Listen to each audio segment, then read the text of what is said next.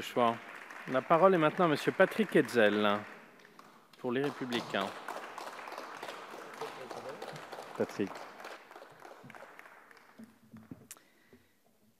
Monsieur le Président, Mesdames les ministres, mes chers collègues, nous voilà arrivés au débat public dans l'hémicycle au sujet de cette loi de bioéthique que nous propose le gouvernement. Concernant la méthode, nous déplorons la manière dont le gouvernement procède au sujet de la filiation. Ainsi, c'est au début de la discussion en commission spéciale que nous avons appris que le gouvernement avait décidé de totalement réécrire la partie consacrée à la filiation. Nous pensons que c'est un détournement de l'esprit même de la procédure qui permet au gouvernement de réécrire une partie de son propre texte par amendement. En effet, ainsi, nous avons été privés à la fois de l'étude d'impact liée à cette nouvelle écriture, alors qu'elle est normalement obligatoire pour les textes gouvernementaux, ainsi que du précieux avis du Conseil d'État sur ce point. Soyons clairs, c'est du bricolage indigne pour un texte touchant aussi profondément à la conception multiséculaire du droit de la filiation qui pourtant posait très justement le principe « mater semper certa est », la mère est toujours certaine. Toujours en termes de méthode, il est bien curieux de voir apparaître la question de la PMA sans père dans un texte pourtant traitant de questions de bioéthique, alors que cette question relève d'un sujet de société et non pas de la bioéthique. Il eût été bien plus pertinent d'avoir deux textes, l'un traitant de la PMA sans père et l'autre de la bioéthique. C'est également un point de divergence que nous avons avec le gouvernement. Venons-en maintenant au fond. L'ensemble de ce texte pose évidemment de très importants problèmes. L'ouverture de la PMA aux couples de femmes et aux femmes seules érige la toute-puissance du désir d'enfant au détriment de l'intérêt supérieur de l'enfant. Cette extension est de nature à institutionnaliser par la loi et ex ante l'absence du père.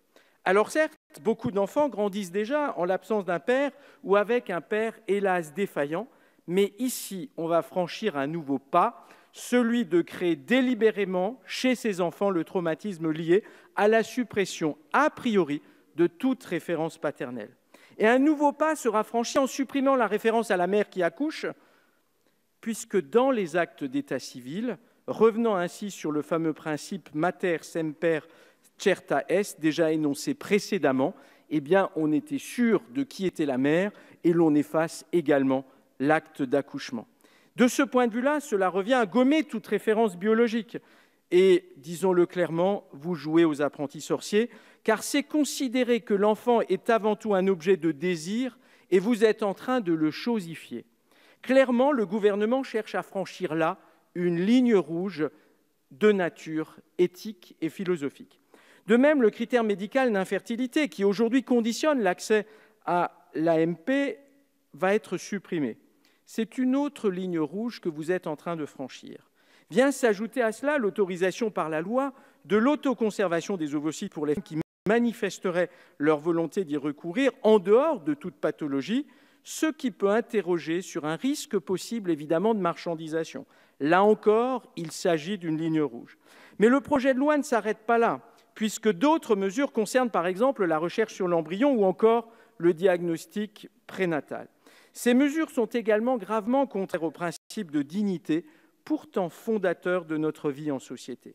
Concernant les aspects spécifiquement liés à la bioéthique, le gouvernement s'oriente vers un moins-disant éthique. Cette nouvelle révision témoigne d'une volonté de transgresser les repères fixés par la Convention internationale d'Oviedo. En créant un régime de recherche sur les cellules souches embryonnaires humaines distinctes du régime de recherche sur l'embryon, l'article 14 du projet de loi ouvre la voie de l'industrialisation de l'humain. Les recherches seront évidemment facilitées puisque l'on passe d'un régime d'autorisation à un simple régime de déclaration. Au cours des débats en commission concernant cet article 14, j'avais d'ailleurs proposé un amendement qui prévoyait de manière explicite l'interdiction de tous travaux de recherche sur l'utérus artificiel. D'ailleurs, l'un des rapporteurs, notre collègue Eliaou, avait un amendement également dans ce sens. Et là, ces amendements ont été rejetés. Cela est vraiment de nature à inquiéter. La France a souvent été citée en exemple pour ses débats et ses lois successives en matière de bioéthique.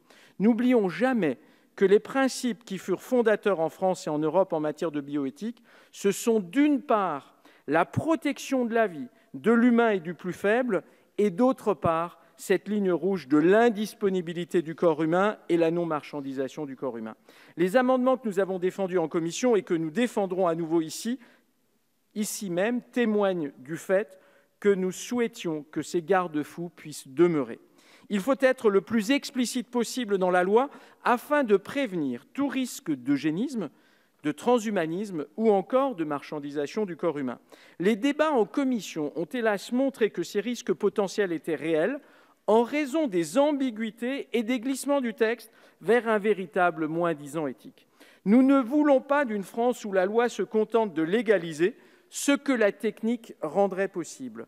Les lois de bioéthique doivent affirmer quelles sont les lignes rouges que nous ne voulons pas voir franchies au nom de nos grands principes républicains. C'est dans cet état d'esprit que nous allons maintenant débattre et défendre nos amendements.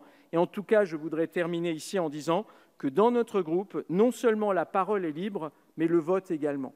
Et je pense que d'autres devraient s'en inspirer. Je vous remercie.